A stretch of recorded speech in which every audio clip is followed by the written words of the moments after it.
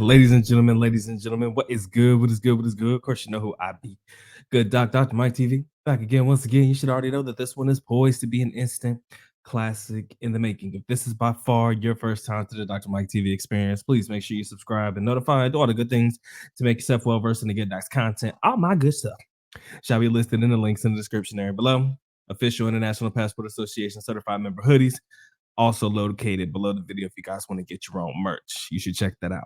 Okay. And also for all the content the Good Doc doesn't want to post on YouTube, Good Doc also has a Patreon for y'all to check out as well. Ladies and gentlemen, probably about my first year on YouTube, I made a video. It should still be available today if you are able to find it, but that video's old. Okay. Not gonna lie to you. That video is old.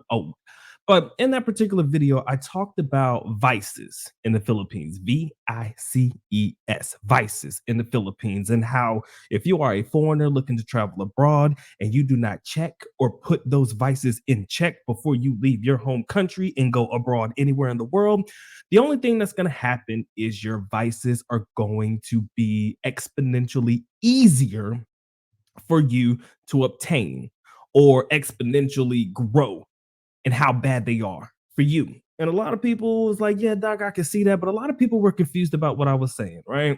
And then I kind of went on to like a little tangent wherein I spoke about smoking, right? How cheap cigarettes are in the Philippines, right? Drinking, how cheap, and more specifically in a place like the Philippines, but probably other parts of the world, but also drinking, how cheap it is to come across a bottle of Red Horse or Ginebra, gin, and all of these different types of alcoholic beverages and substances, how easy it is to obtain them in the country and how cheap it is to get them. So if you have those vices in the United States, it's only going to amplify because it's so much easier to obtain.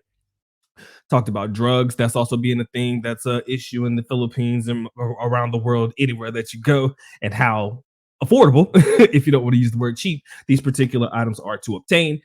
It's only going to amplify again your vices. So when we talk about foreigners and the ideology around drinking and the loneliness that could come with being in a place like the Philippines or being abroad, they're somewhat interconnected, and in my personal opinion, one definitely leads to the other.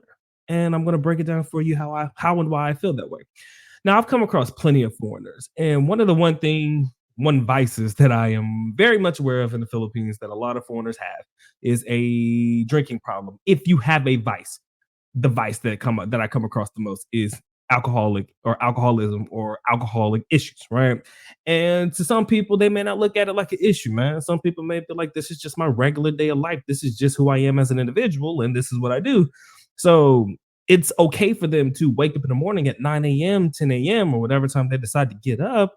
And the first thing they do is either shoot over to the bar or go into the refrigerator to grab some alcoholic beverages that they may have had from the night before or something they've already, stockpiled over a period of time in the Philippines, right? So it's not uncommon for people to have a San Mig Light first thing in the morning, right? 12 noon, get you another something drink. In the evening time, get you another something drink. And, it'd be common.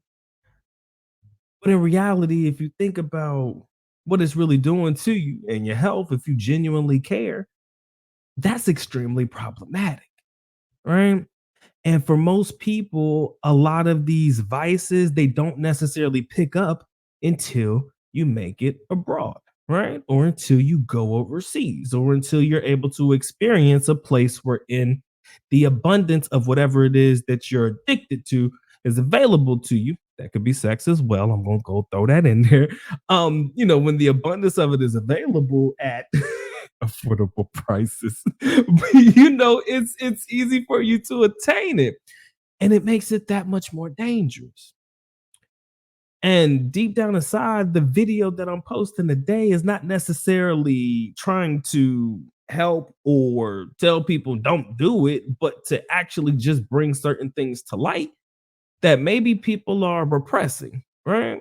Because you can sit there and look at me dead in my face and tell me you don't have a problem. But from an objective point of view, if I'm sitting here on the outside looking in, and I see that you stumbling around, and every time you go out, you're looking shabby as fuck. Your shit ain't together. Your breath smell like alcohol and beer all the time, or your skin is fucking exuding just the smell of alcohol and shit like that. Granted, it's none of my business, but if I rock with you, or if you know any of your foreign friends that need some help, right? You gotta tell them. Let's be real. You have got to say, yo, my man, this is a problem. And sliding on into that loneliness part, even if you do say something, most people, if they don't recognize it as an issue, what do they tend to do? Push the people away that genuinely give a fuck. It could be the Filipina in their life. I don't know if they got any offsprings in the Philippines, little baby girl, little baby boy, or whatever.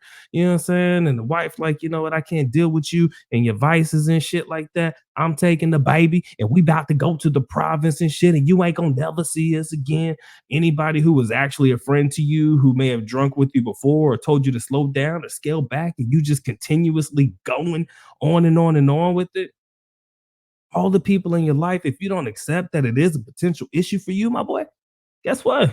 All you're gonna do is push all them people away and end up being lonely in the Philippines, bro. That is the worst place to be, right? That is the worst place to be. Luckily for me, there has never been a moment where I can imagine, or sorry, there's never been a moment where I can reflect on where I was actually alone in the Philippines, right? Because when I first got there, I had my dad, I had my brother. And even when my brother graduated college before me and he went back to the United States, uh, I think yeah, well, no, there was probably that. You know what? Let me stop lying. There was probably about a six. No, actually, yeah, what was it? Nope, my brother left in oh no, God, when did he graduate? March of 2010, and me and my wife started seeing each other August of that year. So you do the math on that, on how many months that was in between time. That's when we first met, right? So you know, loneliness is not something that's fun. Again, I didn't really consider myself to be alone because I just like to have fun. So I was always with friends. I had college people that I rock with. I had a close friend of mine. His name was Ali, right? I talk about him in some of my older videos. He was from Turkey. And, we were the only two foreign people outside of my brother who left that were there. So we kind of synced and locked into each other, and we were just cool with each other. And we were in a position to be able to check each other, right? If something was going on, like, bro, maybe you shouldn't handle that situation like that. Or, bro, maybe you need to scale back on the drinking because we've had some fun nights, right? I'm not even gonna lie to you. But if you don't have somebody in your corner that's gonna check you and you don't allow yourself to be checked, guess what? You push them away and you'll end up being lonely. And I don't want your vices to put you in a position where you no longer have people around you who genuinely give a fuck about you. Because then guess what's gonna happen? Anybody and everybody around you is only going to use you for your money. And then you're going to be that lowly, woe is me expat in these foreign countries crying about how everybody's scamming you, but nobody wants to be your friend. And everybody's using you for this and using you for that. And we really going to tell, are we really going to try to sow and sell that sad story over and over and over again? Do you think that is a sad story that we need to continue to sow over and over and over again? I sincerely hope not. And again, if you do, and if you are going through something, holla at the good doc, man. I'm only an email away. Mike the P I got at gmail.com. That's in the description box as well. I'll listen to you. You know what I'm saying? Sometimes people just need somebody to listen to. And sometimes it is harder to have those conversations with people in your inner circle or your social circle because it's something you really don't want to admit to around people that you really rock with. So sometimes you just want to tell somebody that's outside of the circle. Let the good doc be somebody that you talk to outside the circle, bro.